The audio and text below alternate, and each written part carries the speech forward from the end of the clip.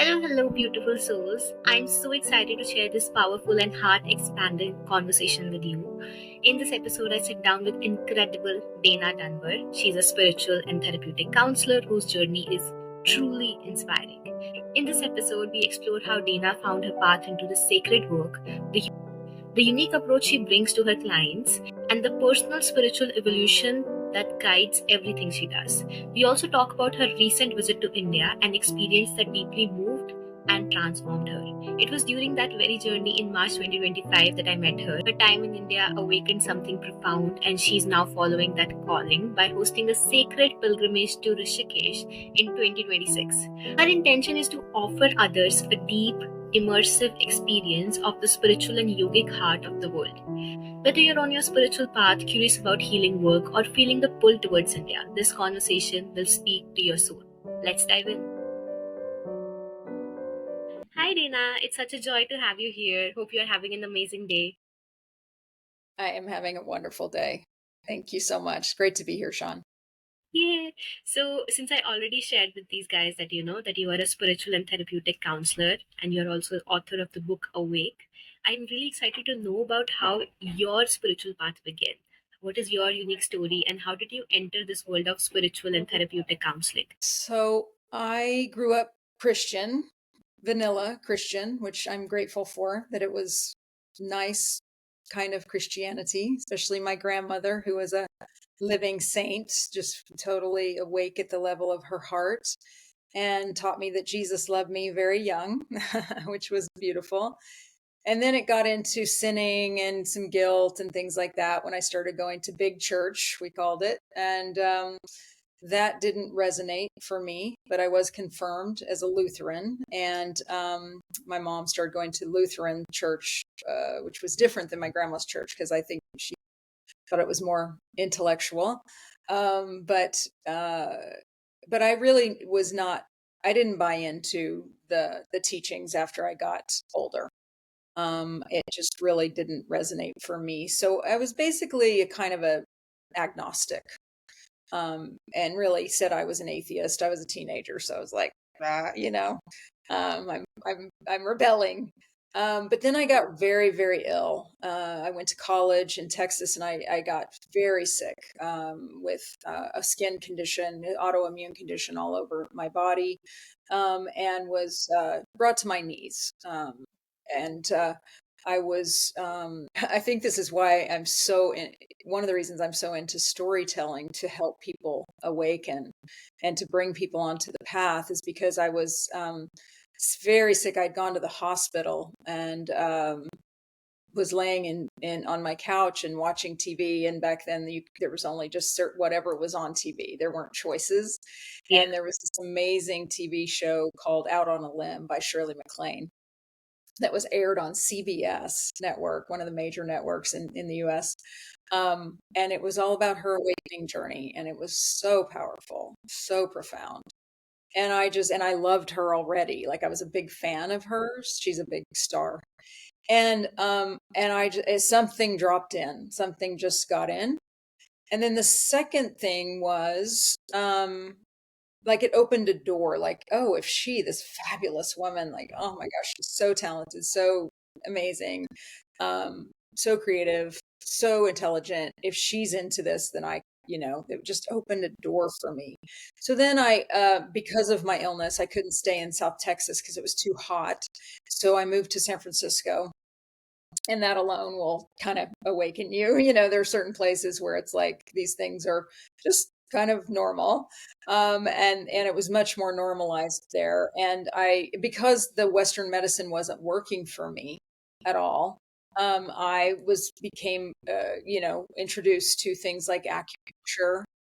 Somebody handed me a book called Creative Visualization by Shakti Gawain, um, and that was a book that in the 80s, a lot of people got on the path because of her book.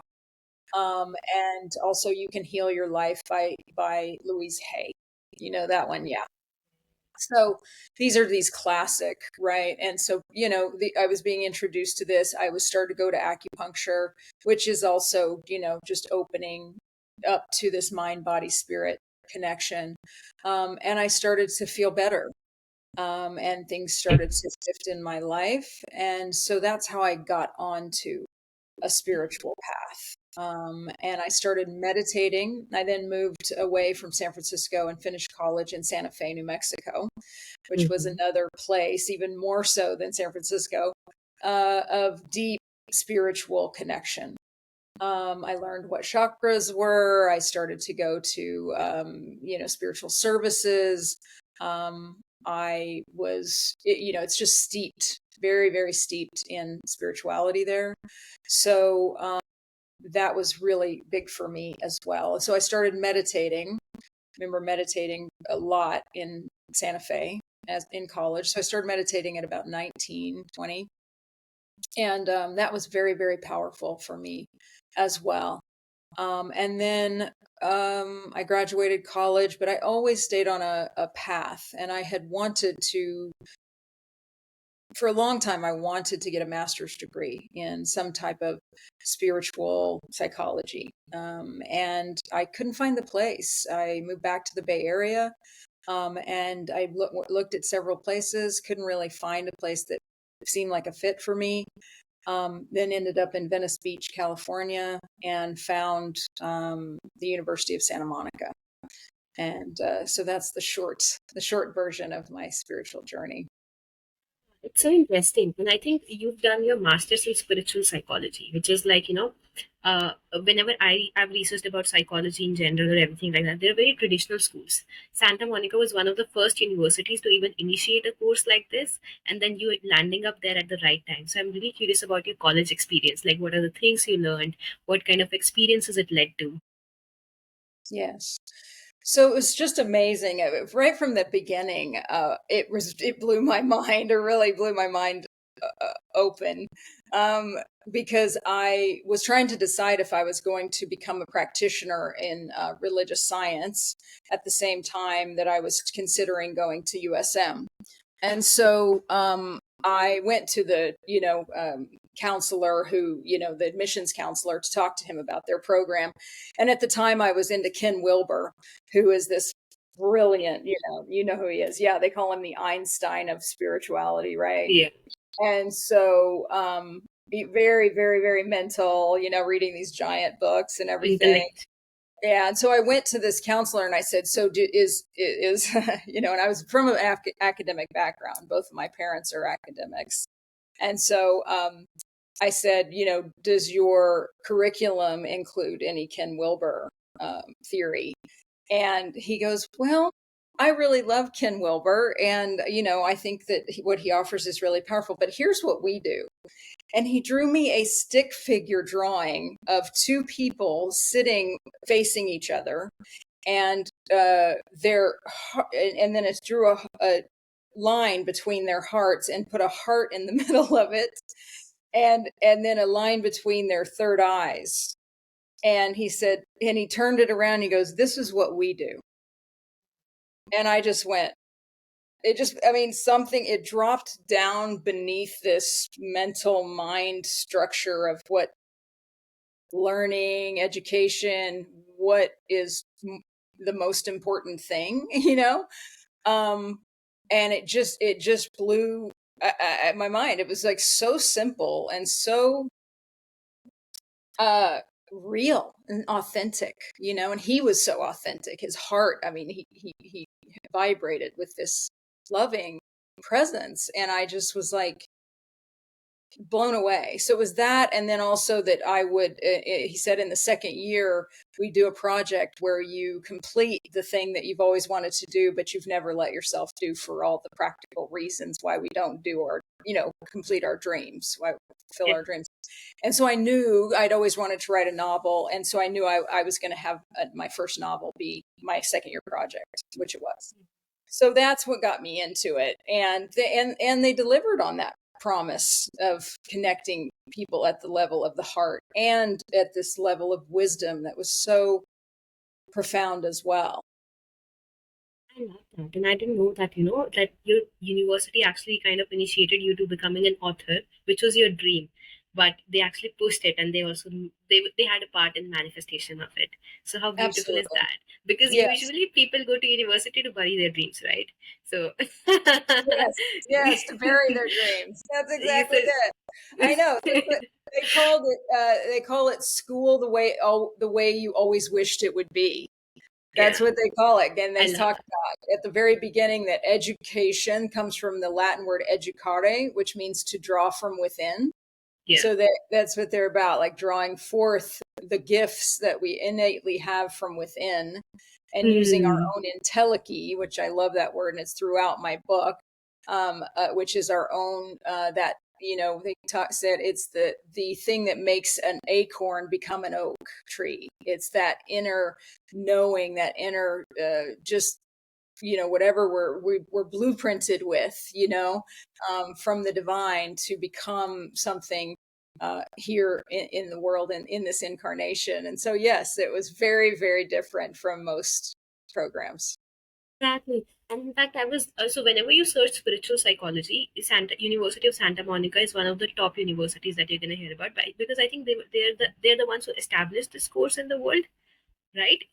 One of the very, very original ones. Many. It was like, yeah, it was like early 80s, late Yeah. 70s. I mean, it was a long time ago where they were doing this Exactly. project. And I was listening to a lecture, exactly what you were talking about, just like you just break down the word education. They were breaking down the word psychology. And somehow along the way, when we talk about it, psyche was always referring to the soul. But there was this researcher who was pointing out that how come the current psychology has become so much about the mind, the CBT practices, and all of these things. So we've left the soul way behind, and they were talking about all of these things. And I think this entire concept of spiritual psychology in general, and you being a spiritual counselor yourself, I think this bridging was like the need of the collective for a very long time. And then Yes. you going through that, modality yourself. There being people who are initiating, who are ready to kind of, offer this from a space of heart, because someone who has worked in this field and someone who is passionate in this field, they have to have worked on it, right? They have to be someone who embodies it. So yeah, so it's beautiful how it came about, and I can see that, it's now, it is always like that. When you look back, dots connect, right? So now it feels like, oh my god, you were supposed to go to that place at that specific time. You were supposed to become an author at that specific time, and this specific book was supposed to be birthed through you. So yeah, so it's so Yeah. magical, right? Yes, it really is. I mean, the program and completing my first book, and a really fun little fact is, and it just still blows me away, that I was student of the year, which is fun, Mm-hmm. right? It was a fun thing, but it was, and I'm not sure how that happened, but with Iyanla Van Zant, who is just one of my, idols. She was in my class, which was so cool, and she's a best-selling author, and she had her own TV show on OWN on the Oprah Winfrey Network for many years. And so I said I was like the peasant choice for student of the year, the people's choice. She was it was kind of going to happen no matter what, because she was already quite famous when I was in school. So that was really, really cool. It was a gift in so many ways, that program, and I Yeah. use it every day in my work. I love that. Amazing. And also when we talk about, like, so any healer you talk to, any psychologist you talk to, any counselor you talk to, we all have our own journeys as well that we go through, right? And just like you shared yours right now, and then we kind of integrate it to bring others the same medicine that, was is still a medicine for us, or was a medicine for us at certain point in time. So I'm really curious to know how you bring about your services to others. What are the kind of offerings to give, and how do you hold space, and how is it different from the traditional psychology method? And you as a spiritual counselor, how do you, what kind of unique blueprint you have for your methodologies and practices? Yeah.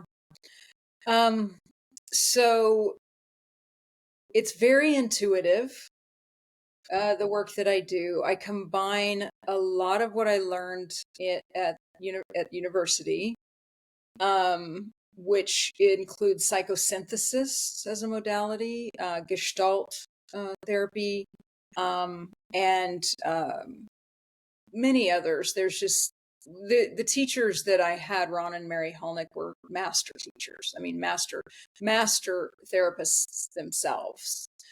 And truly just like held the energy that they were teaching. So just learning from them, I use what I saw them do a lot, and try to embody that as much as possible, as well as other teachers. What I find with spiritual psychology that is so valuable and that seems to really have outcomes that are much, much stronger than just like you were talking about cognitive behavioral therapy. And I'm not saying that there's anything wrong with that. There's certainly times when it can be helpful. But I find with my clients and the work that I do is I do one-on-one counseling with people, really in-depth personal shadow work, and light work as well, right? It comes together. And then I also do group retreats where I use these practices. I do one-on-one personal intensive shamanic journeys, and and those are really game changers, because things just get very quickened. Things speed up very quickly in those experiences. But what we're working on in all of that is, um, what I call it, two pillars of awakening. That's my approach: love and wisdom. So the love is the really working with a lot of these modalities to find out what is going on inside of the psyche that is keeping the client stuck in suffering.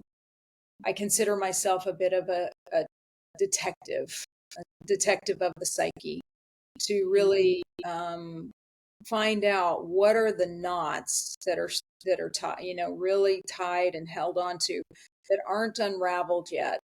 That when unraveled will be the freedom from suffering, which means happiness and joy and better health, and just being more embodied and present in one's life, just naturally occur when these knots get untied. So, going in and doing a lot of inner child work, a lot of work with internal family systems to work with defense parts, and the vulnerable child that is being protected by these defenders who, often, almost always, are trying to do a job in a way that is not helpful anymore, that may have gotten the client through childhood, through, achieving or people pleasing, or, setting really harsh boundaries or whatever it is, that are not workable, and sustainable, are quite draining.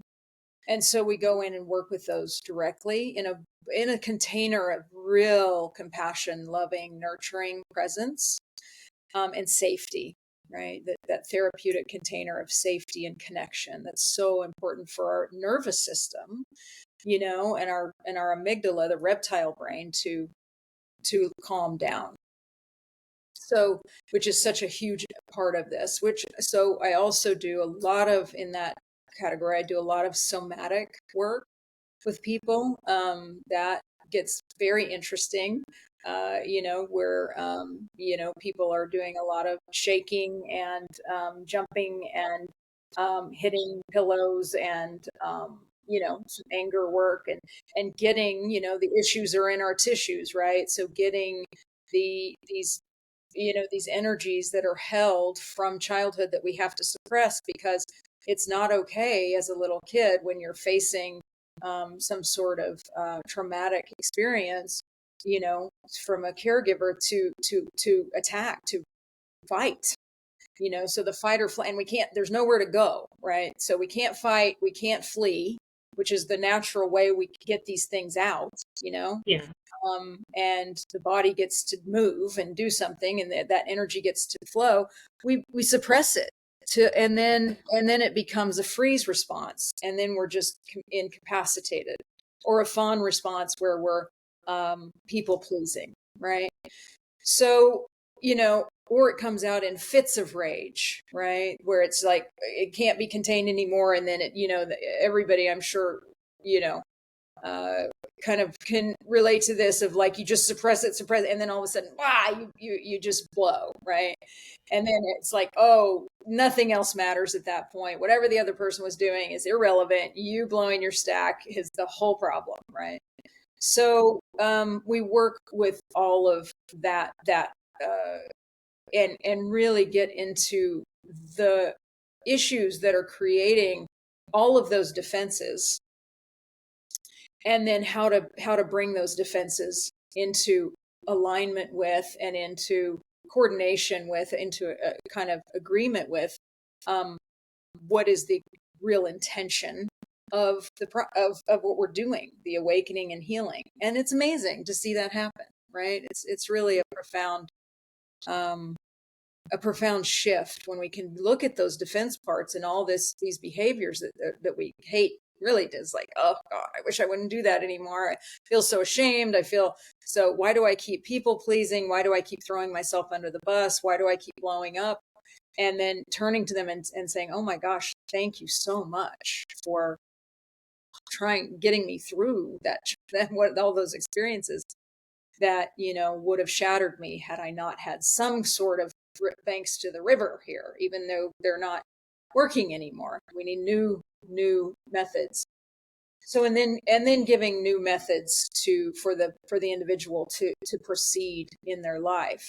So that's the love part, and it's really, really important, right? And if we could do just the spiritual part, just the wisdom part, without that, then it would be great. And we would have millions and millions of enlightened people from all the people who've sat in monasteries for, thousands of years and meditated. But, how many of them are actually awakened and self-realized? Not that many, because they don't do their shadow work. So that's the spiritual bypass. So we don't want to do that, right? But we don't want to devolve into and just, completely be in process forever either, in emotional processing for forever. So we're moving into the wisdom pillar. That's really um, about a shift in identity from the individual self, like the self structure that we believe we are, the person, the mind body unit, into the truth of our spiritual nature. This aware, loving presence that is everything and nothing all at the same time. And really helping people to see, experience, and embody that shift. And that is really, I do a lot of teaching. I've done for decades and decades. I've been on my own path, and I've studied a lot. I've done all this work myself. I mean, all of this is very much because I've done this work on my own, and with counselors and with teachers and in retreats and all of those things. So, so that shift is the thing that really makes, because we can heal in the shadow. We can see the shadow, and it helps a lot. But if we still think we're a little me, little me who's against the world, like, oh, and things are happening to me, and I'm kind of a victim to circumstance, then, that doesn't create the sense of stability and empowerment. We keep cycling right into feeling overwhelmed often. So that shift is vitally important. And then the somatic part really is, I would say, a third part of this. And that's where the somatic work comes in that I do with people, but really also the shamanic journey work. That's where things shift really significantly in the neurobiology, changing neural pathways and literally neurogenesis. So regrowing parts of the brain that are kind of, I see as like wilted, as withered because of trauma. There are parts of the brain that actually grow with this modality.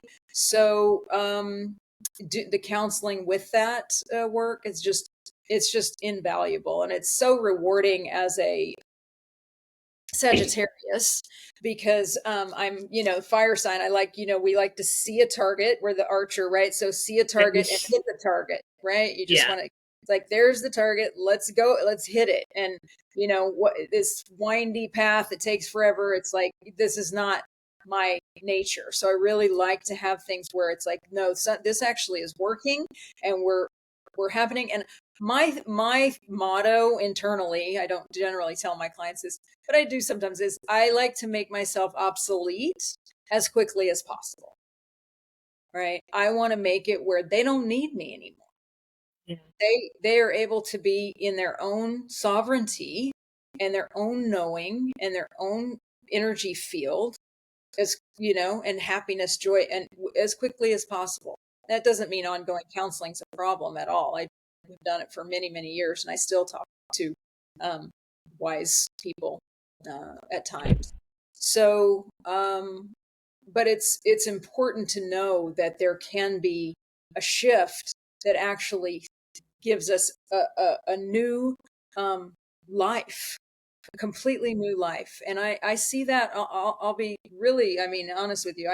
It is amazing to me the outcomes that are happening from this work and being with my clients, because I see my clients at circles. I was just at a fire circle with 4 clients the other night, where we were doing ceremony together, and it was mind blowing how every single one of them, if you were with them before the work that we did together, because they all did the journey work with me, they were always on the edge of tears. Like, that was the energy, because I work with people who have a lot of trauma often. And these people are just like this, and just barely kind of keeping it together, and doing their life, but it's not particularly functional. And sitting with these women, it was all women. I work with men too. It was just like, oh my gosh, they're all sitting here. They're all in their bodies. They're all relaxed. They're all open and joyful. And I mean, I'm not saying their lives are perfect, and, but we talked about it, and it's just remarkable. Really, I'm just blown away and so grateful I've been led on this path to do this work and offer it to people. So that's the work that I do. Oh my God, did we just have a masterclass on healing altogether? So many things, like, being a, psychologist myself, it was like such a refreshing thing to see, because you talked a lot about a lot of modalities, right? And all of these modalities, which are like, somatic psychology, then IFS you talked about, then you talked about, merging of these two parts. I really love the idea of two pillars, and I really agree, and it really resonate with the, you know we can spend all the time in the monasteries, you can spend all the time on earth in isolation thinking you're all healed and perfect, but the moment you get into relationship, all this stuff shows up to you. That is Yes, very much the sign. And I think that I've also, in my journey, I think it's very easy for me to stay alone, but the moment it comes with people, I'm like, oh my God, why am I so easily triggered? So this is the path which, it's like a spiral. It's like you keep evolving also, but this keeps reflecting to you, unless you are, unless that wound is fully healed, or fully, if you, unless you've not touched it with love yet. So you are just still in the process of healing it, right? So I that's really right. love that. And yeah, and I love the, I think you're merging everything that actually works. That's how I see it right now. Like, everything that actually works in the psychology part right now, not just, what we think works, what the research says work, but which actually shows changes right away. And I really loved also, because I see that I've also met a lot of people in my life who have been into therapies for like 20 years, 15 years. And not to say that they didn't see much change, but they did develop a dependency also, right? Yeah. And that empowering them in such a way that they are able to, be in their own energy, be in their own empowered state on their own. I think that's Yes. a wonderful work, right? So wow, I can only imagine. Like, I would love to, and I think we should talk about also the kind of pilgrimages, the kind of retreats that you do, right? So I know you've recently come from Rishikesh, right? And I know I also had a chance to meet you here in Rishikesh in India, and it was such a pleasure. And I'm glad we are connecting like this. So yeah, so I would love to know, like, how do you take people on journeys? And I would love to know your own journey, because Rishikesh itself is like a spiritual capital. It is like a, it is the yoga capital of the world. That's how it is known, right? So yeah, so taking people through these journeys, doing this intense psychology work. And then there is, places like, you also talked about in your journey, that there are certain places which are like spiritual portals, just like you talked about Santa Fe, I think, and then you talked about your, even in Mexico and all of these places. So yeah, so I'm really curious about your. So I would love to know first your recent journey in India. How was your experience? What was your realizations? How did you feel being there? So I would love to know all of that. Yes. Well, it was just so wonderful. We got to spend some of that time together, which was, I mean, it was like a celestial realm that we experienced at a retreat together. So it's really fun to make that connection. So, yeah, so India called me. I mean, I think for all spiritual people, India has to be at least a consideration to like, because you hear about it so much. I mean, I've some of the greatest influences in my uh, path have been Indian teachers, including, I would say my top guy is Nisargadatta Maharaj. And I would say, up there is Ramana Maharshi, Anandamayi Ma, oh, Yogananda. I mean, it literally just brings tears to my eyes. Like, how much these people have not only brought to me, yeah, I know, right? Just saying their names is just like, wow. But other teachers that I have followed and how much it has brought to them. So Ram Dass and the influence of Neem Karoli Baba, and Ganga Ji and the influence of Papaji on her, her guru, and then her teachings here. Sri Muktananda is a very big presence in my life right now because I'm working with Swami Brahmananda, who I met in Rishikesh. So it was always there. And hearing about these places, it's like, it feels like over the rainbow to me, India, like going to Oz. And it always did. It's so far away, for one thing, from the US. It's like, oh my gosh, it's a Yeah. major trek. And then you feel like, oh, it's so exotic and so different. And, you hear a lot of different stories about how it's like the agony and the ecstasy, in India. Like, you're going to Yes. experience things like it's going to be so intense. Everybody's like, whoa, you're going to India? Wow. From the West, it's Buckle like, up. oh, Yeah. you buckle up. It is so intense. And so yeah, but it was always there for me. Always wanted to go. But then I got really sick. So I was sick a few times in my life. These episodes have been incredibly powerful teachers for me. Life is the greatest guru. So I was my health wasn't in a place for a long time for me to be able to do a trip like that. And because India isn't the easiest place to manage and navigate, even though when I was there, just side note, I found it to be incredibly easy and amazing. And I was like, you know, so I'll Yeah. talk about that in a bit. But I finally, through my own healing work, through my own shamanic journey work, because I had tried everything. I was counselor, I was doing all this work. I knew the truth in my mind, but my body couldn't ever quite get stabilized in truth. And so through my own work with this modality, finally the brain, body, nervous system came into alignment with what I had already realized. And I didn't keep circling back into anxiety, PTSD symptoms, right? So, and I got healthy. In 2014, I got healthy, physically healthy for the first time really in my life.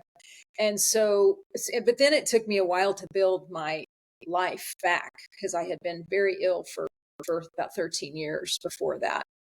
And so, I finally stabilized enough on every level to be able to say, I'm going to India. Oh, I was supposed to go in 2020. And Yeah. then that got wiped out, right? I really tried anyway. I really tried. And it just got where it was like, this is insane to try to pull this off. Yeah. So then life took over. So I finally made it in the spring of 2025. And it was just, like I said, I didn't find it to be nearly as painful and dramatic as people talk about. I went to Delhi first and had a day there, and it was just magical day. And then went to Rishikesh, and it was. It's hard when something is so built up in your mind for it to even kind of meet expectations, let alone exceed expectations, and it absolutely exceeded expectations. I mean, I just have chills talking about it. Oh my gosh, it was so beautiful, profound.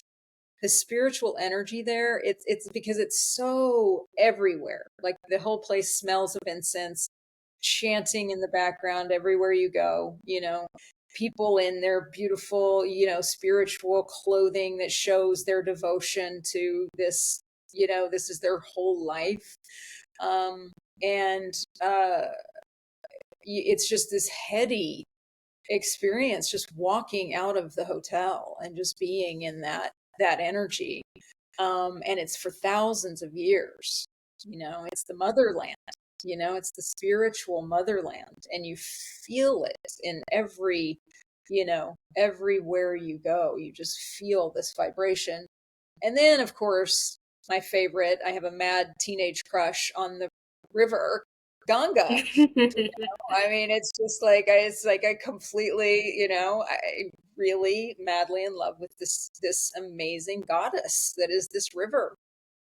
It's just mind blowing. Um, and she was, kind of the central focus of my trip. Just being on her, being in her, being, blessed by her energy. Um, and uh, and then getting to do retreats with master teacher Swami Brahmananda, who I'm hosting here in the US, which is mine. I mean, I'm like, it's getting closer, and I'm just like, is this actually happening? This spiritual master from Rishikesh is coming to, and I'm gonna host him here, and there's like 30 people gonna be Joining you guys. Yeah. joining. Yeah, at least. I mean, it's still quite, several weeks away, so I'm getting new Yeah. people on that day. I think it's exactly 1 month from when we are recording. It's on 26th June, 25th. 27th and 28th. Yeah. Yeah, it's Yeah, exactly yeah. a month. Yeah, exactly. Right, right. I know. So it's Yes. so exciting. So yeah, and then getting to practice with Samya, Yeah. Tantra master teacher, where I met you. Um in the middle of it. I didn't know, I went over by myself. I didn't have anything planned. I didn't have a retreat plan. So I was looking, and just to fall into, and then to have made connections that I made with the people there, just like, so my heart is just like so heart opening.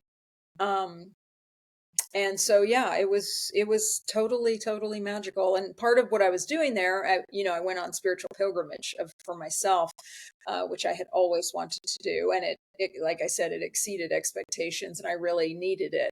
And I was scouting too, to take people back. I knew before I went that I wanted to take people. I've been doing retreats with people, and groups, and it's gone so well. I've done that for like 3-4 years now, where I've led these group retreats in the US and in Mexico, these beautiful power spots like you were saying. And I knew, I was like, oh, I've got to give people this sense of a container, a safe and really easy container to just step into, and just go on this, get on the magic carpet ride with me, and go over the rainbow. All my metaphors, like magic metaphors, it's just like, let's go to this, truly magical land together. Sounds amazing.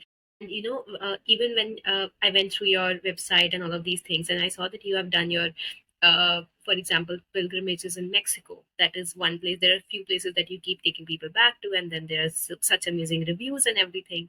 And then this. So when exactly is India tour happening now? So is it this So year? India is 2026, February 22nd to March 8th, 2026.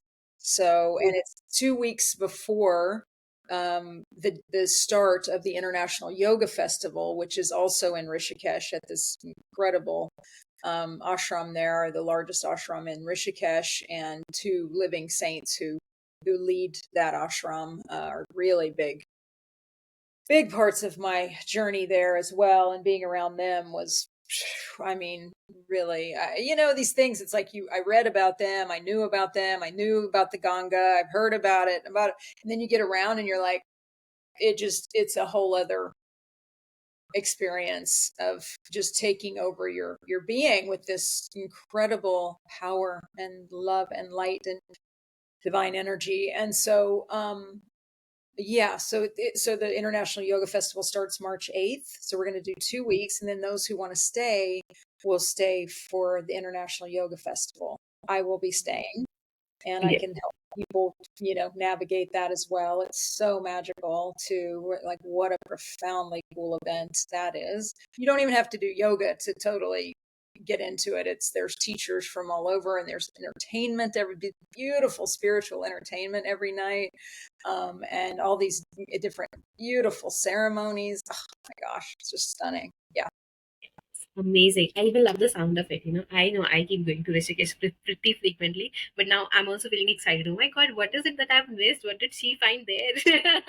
So yeah, it really does. And I think for someone like, just like you said, that you just specifically mentioned that Ganga was like your teenage crush, right? Yes. So when you listen to these experiences from other people, other teachers, when you read about them in books, when you watch videos on YouTube, and when you actually encounter them, I think even me being an Indian, anytime I go to Rishikesh, I always have some crazy insight, like something switches, like something changes in my life, and I'm not the same person anymore. And it gives you your hard time also. We can't deny that. It gives you your challenges also. But Yeah, oh my it God, does. when you look back, you're like, oh my God, that challenge has a perfect mission to serve at that point of time in my life. Mhm. But that's where your pillars of love and wisdom come in, right? That's when you're like, okay, let me see, am I going to engage into it, and I'm going to be able to witness it from a loving perspective? Because India, the moment your heart is open, it's such a beautiful experience. These places like Rishikesh, all of these spiritual pilgrimages that people take, right? These things are Yes. not even supposed to be easy, right? Sadhus, all of these guys who have left their homes and have gone to mountains, it was not supposed to be easy. So I love that, how it bridges that good and bad together. And then also, okay, so in Rishikesh, your experience was pretty different. So the shamanic arts and all of these things are coming more from the, let us say, Western modalities, Western, what we can say, like tribes and all of these places from where where there is authentic medicine and authentic practices that these people are doing. But how is Yes. India retreat different? Because I know in India India is more of a practice based culture, right? All the spirituality, like people are practicing yoga for like ages, years. We've heard about sadhus who practice like meditation for thousands of years in caves and things like that. So I'm really curious, how is India retreat different from your US retreat or Mexico retreat? Yeah. So we are going to do quite a bit of practice, Yes. and I do practice in my other retreats, but I also, in those, I do group journey work. So Mm-hmm. I'm not doing that because, like you said, I'm going to dive into what is really Rishikesh has to offer for two Mm-hmm. weeks. We're just going to really dive deep into the place, which just being there is life changing because of the energy. But we are going to engage in practice every morning. And there's a beautiful, in the hotel we're going to be at, which is Hotel Nirvana Bliss, which I love that name. The name of, I know. Yeah, right. It's like that pretty much says it all. And there's a beautiful yoga shala there, so a meditation hall, yoga room. So we're every morning we're going to meet and do pranayama yoga with a local teacher. I'm hoping to have different teachers come in for us, and it'll be light yoga, and people who are more advanced can bump it up, and people who are not as much of a yogi can just do adjustments to make it at their level. But it'll be amazing to be doing yoga, and hopefully we'll do some outside as well, so on the Ganga, and the meditation, and then going to these places where there have been these masters who have meditated and done practice for thousands of years, including going to the famous Himalayan caves. There are many around Rishikesh, and we will be going on these yatras, they're called, which means sacred pilgrimage to sacred sites. We'll go on several yatras with Swami Brahmananda, who lives there and knows all of these places. Everywhere we go, he knows the deeper mysteries of these places and the histories. He's this incredible spiritual scholar, in addition to being this beautiful, heart opened, gentle man. And so he will lead us in guided meditations in the caves, in the temples, amazing temples that we'll be going to as well, and some ruins, Shiva temple ruins from 3,000 years ago. And so all these places just have this power to them. And so yeah, we will be engaging in all of that every day, including also doing some panchakarma, which is incredibly powerful Indian tradition of Ayurvedic healing practices. And these beautiful massages. And my favorite thing was the warm oil being poured. You're laying there and being Shirodhara. third eye. What's it called? Shirodhara. Yeah, Shidohara. And it just pour and for forever. It's like, oh It's my gosh, it just keeps Ganga. going. It's like Ganga foil. it's just like whoa, and it's just opening, and it's just pouring right on your third eye. It's it's, I mean, again, chills. It's so amazing. Yes, okay. As exciting as it sounds, I really wish sometimes, when we talk about things, we can just give people a glimpse of experience. Like, when you go through an experience, when you go through a retreat, and you're like, you can tell stories to people, you can share with them, oh, this experience was life changing, amazing. But I think words don't do justice. And in this retreat, I think the words are not doing justice with the weight of spiritual teachers we have, right? Swami Brahmananda. I mean, people need to know this guy, like his presence can elevate you completely. Like he can just literally, give you a glimpse of enlightenment just being around you. Like that's Yes, how powerful it is. Then we have Sadhviji. Like why are we like, people like yes, I'm pretty much sure all of you, anyone who's listening must have heard about her. Her voice, the way she speaks, her presence, the way she smiles. Like you can just look at her forever, yes. right? And yeah, Yeah, so you're talking about Sadhvi Saraswati Bhagavati, and yes, she is one of the living saints who is the leader, a leader at Parmarth Nikatan Ashram, which is literally like 2 blocks, like it's a walking 2 minute distance. walk from our hotel. Like Yes. we're right there, which is just amazing. And she will be there, and we'll go to some of her satsangs, her spiritual teachings, and her ceremonies. Oh my gosh, she leading, and some of the beautiful puja, ceremonies at night, Mhm. with the fire ceremonies and at sunset on the Ganga. I mean, these are world.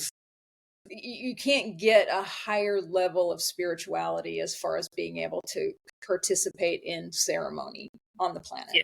Yeah. Really, I mean, it's the vibration, the consciousness, the devotion, really living the teachings. These people, her and Puja Swamiji, who is the guru, the main guru at the ashram, who I was reading some of his memoir in the Panchakarma place where I went, and they had his giant memoir of his, and what he went through starting at 9 years old with his guru is just, I mean, these people, it's beyond imagining the things that he did, and these people do, that are just devotional, that seem now like absolute child abuse.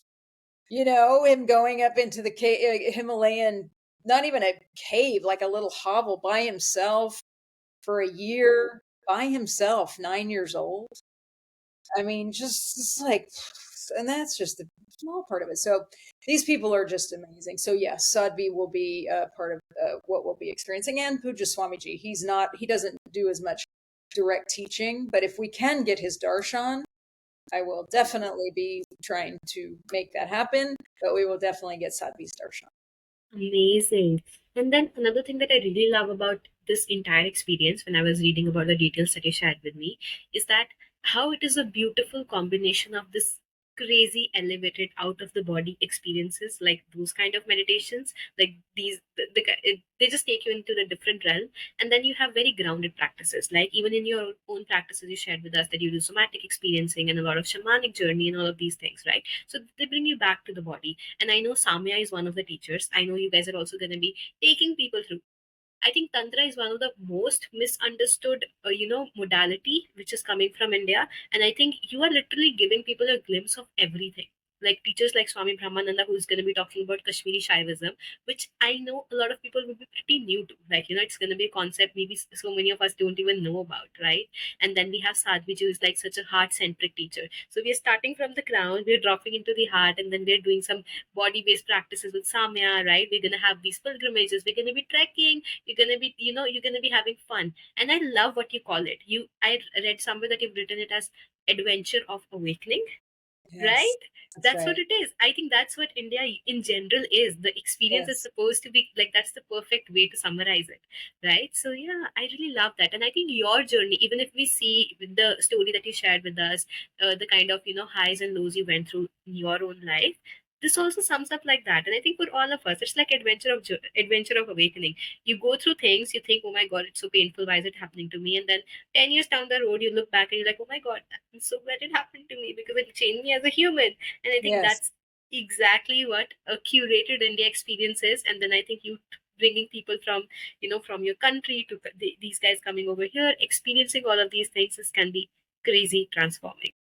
Yes, yeah, it really is. I mean, I love how much you just get it. I mean, as an Indian, it's really interesting to hear you talking about and getting how deep it is, because you could think, oh, people there just, don't really understand how profound the place they're living is, um but you can't overlook it. It's not possible to take for granted. I mean, everyone feels it regardless of if you live in it all the time or not. And so yeah, it's really such a gift to be there. And you're right, it is cool. I love framing it that way, where we're getting, Swami Brahmananda is this incredible spiritual scholar with the Shaktipat transmission, the third eye, transmission, and then Sadhvi is it's just such deep heart wisdom. Oh, she just like, yeah, your heart just flows open. And then Samya with the tantra. I realized that my lower chakras, and by the way, tantra, people think, oh, tantric sex. Yes. There's no sex, right? In what we did, it's really just, it's intimacy, it's connecting with another Yes. person in a group, but also through energy practices, working with each other in energy practices, which are it's so cool, because when you come together, there's so much more power together. Where two or more are gathered, there's power there, is how Jesus put it. And so when we come together, that in being able to help each other to heal these lower chakras, which have had so much shame, Yes. our sexuality, our sensuality, our more animal nature, our more embodied nature have had so much shame, and a lot from religion, a lot from religious traditions that's been happening. So being embodied is so important. And that's what these tantra practices do. And it's such a beautiful celebration of life, really. Yeah. And I love it. So we'll be doing 2 days, 2 full days of that with Samya. It's like it's a journey within, also it's like journey of all chakras, also it's also a journey outside, right? It's also a journey where you're going to be literally physically traveling to places, and then there are these amazing massive spiritual masters whose just presence can change you, transform you. So I think it's like Yes. a amazing experience. I'm really excited for people who are going to be doing it for the first time. Like I can imagine a person who's like, he's been so excited to come to India for a very long time but didn't know, and since you have been through this experience and then you created for them, and then you know how it feels like to be in love with Ganga and all of these things, and you know exactly where to take them. And that Yes. being said, to be honest, anyone can go to Rishikesh. You can literally travel to Rishikesh, but the point is you knowing who are the right teachers, you knowing who are the authentic teachers, and you having their support and them willing and also interested in providing that container for, the people that are going to be joining, I think that is very rare, because Rishikesh is full of people, and which is amazing, amazing energy and everything like that.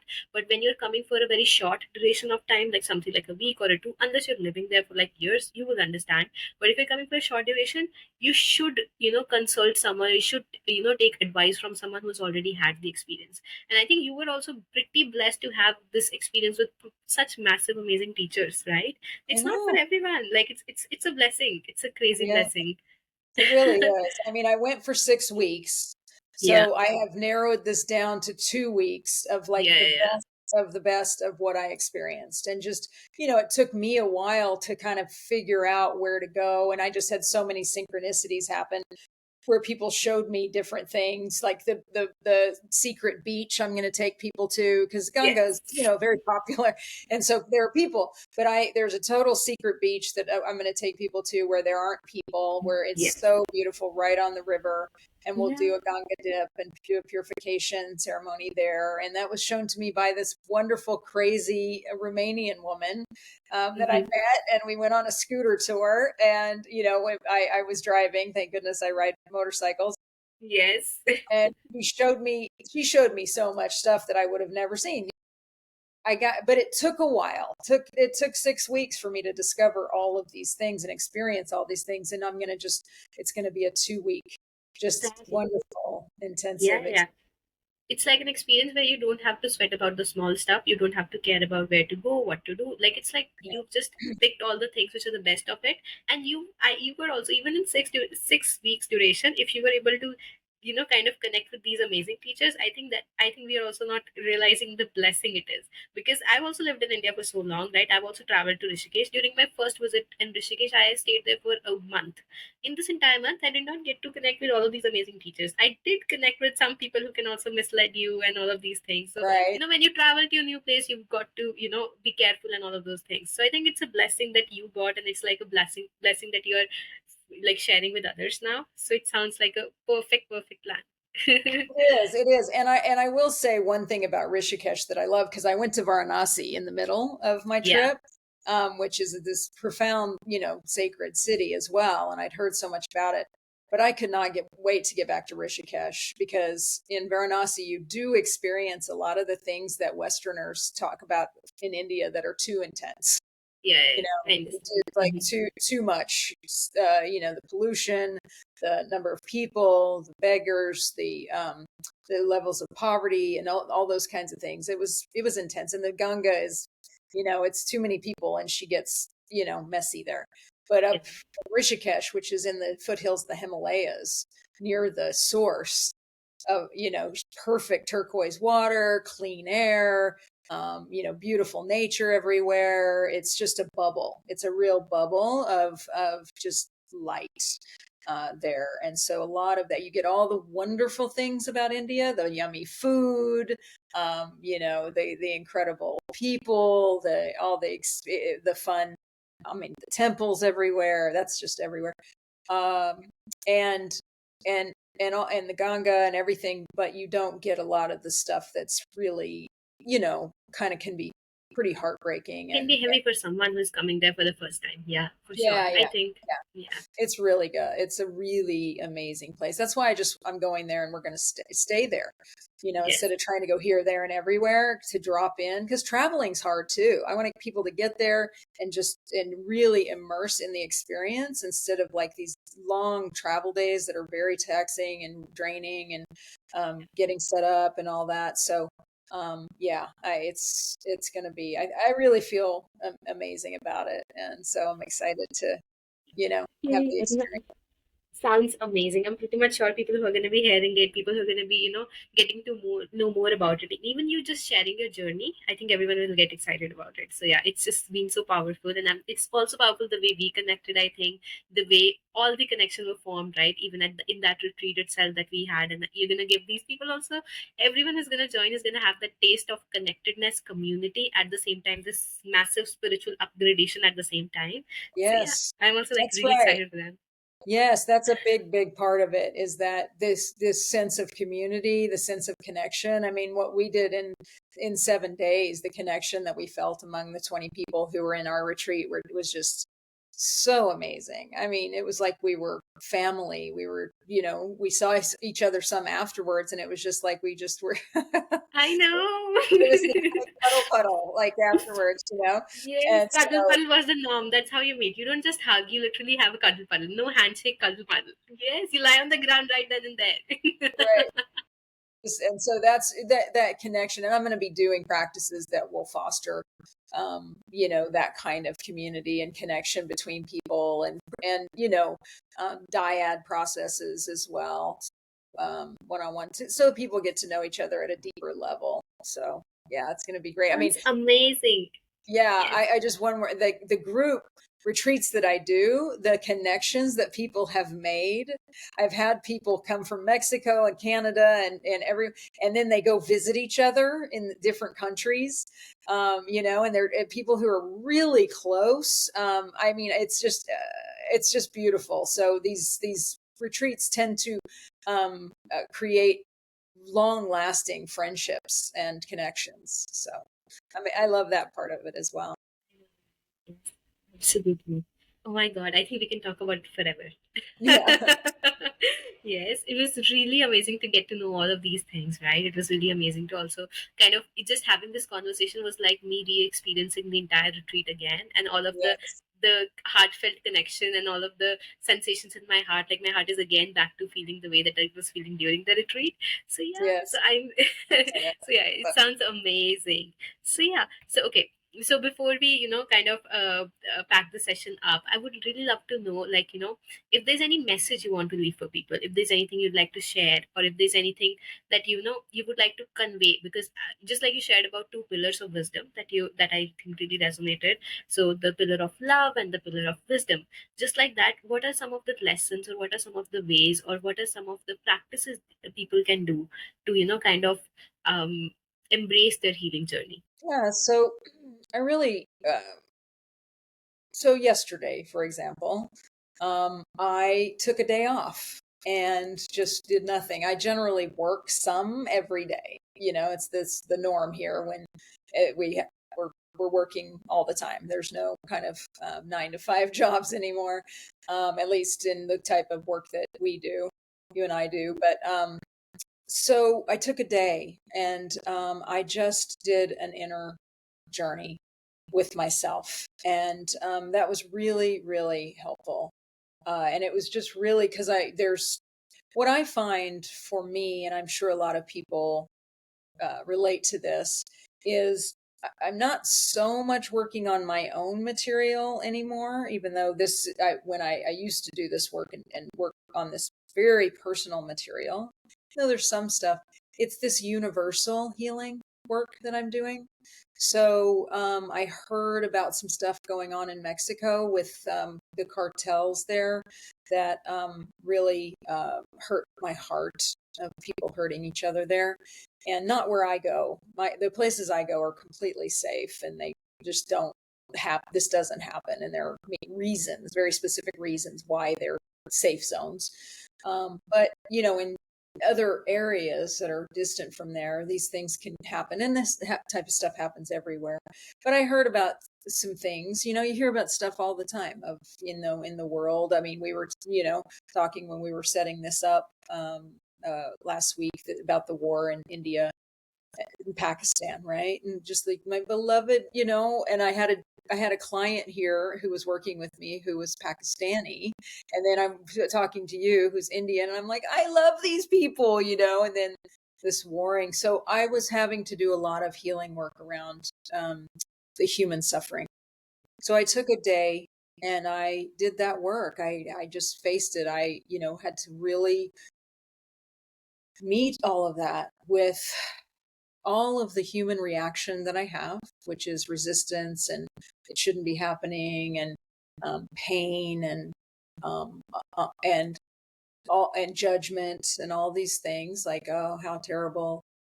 And then letting that meeting that in loving, meeting whatever parts inside of me that were feeling vulnerable, feeling victimized, feeling overwhelmed, because this is the experience we have as children so often when we're raised by people who don't understand how to be nurturing and kind. They haven't done their own work, so we often are raised by people who it feels like they're being unkind to each other and to us, just like we see in the world. So it can trigger these things to the surface, and when it does, to meet those parts inside with deep loving. Now, this is where a lot of people, especially who are newer on the path, or they haven't done, or there's a piece of work, I call it a hairball. They have a hairball, and it's in there and it needs to be coughed up because it's just not moving. They may need some support because this has a lot to do with trauma. These things can really trigger trauma to the surface. And so but on my own, and if it's possible to meet these parts inside that are grieving, and afraid and angry, with loving kindness, journaling about it, seeing it, talking to God, having a conversation with God about these things, seeing where it comes from, tracing the root of it. And then really what inevitably happens is this profound heart opening, right? It's the heart that is going like, I can't contain that. That's too much to contain. So having this willingness to open your heart and to come into loving presence that is, really in alignment with the love of God, that where it seems impossible. Can I love even that, behavior in people? And, it's really loving the people, not their behavior necessarily, right? It's loving it all. And so that, my process of ongoing healing and awakening is just holding more and more and more and more loving, unconditional loving, and not having things outside of my heart. I do that through meditation, contemplation, really looking within, seeing what's really going on, getting very honest with yourself about what's happening inside. People often are in a lot of denial, so getting really honest about what is this. And you may need a guide. This is, I self facilitate a lot, but with this is deep healing work, and I teach people how to self facilitate in this way. And then self inquiry, like, how is this for me? These powerful questions. Who am I really? Am I this scared, angry little me? Is that the truth of who I am? Is that my truest nature? Or am I something else? And if I am, what is that? And then be sitting with that truth. So yeah, it's, this is, like, Ken Wilber. I'll go with Ken Wilber. I love him still. He talks about waking up, growing up, and showing up, right? This is really spiritual adulthood, right?